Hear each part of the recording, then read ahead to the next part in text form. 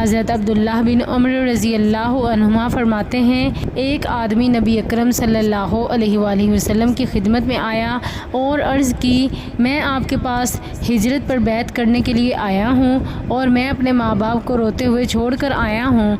حضور صلی اللہ علیہ وآلہ وسلم نے فرمایا، تو واپس لوٹ جا اور جیسے تو نے ان کو رلایا ہے اسی طرح ان کو خوش کر۔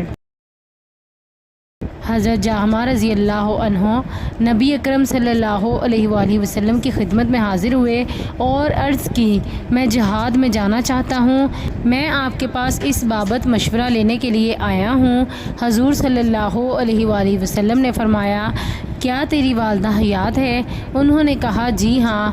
آپ صلی اللہ علیہ وآلہ وسلم نے فرمایا، جا کر ان کی خدمت میں لگ جا، کیونکہ جنت ماں کے قدموں میں ملتی ہے۔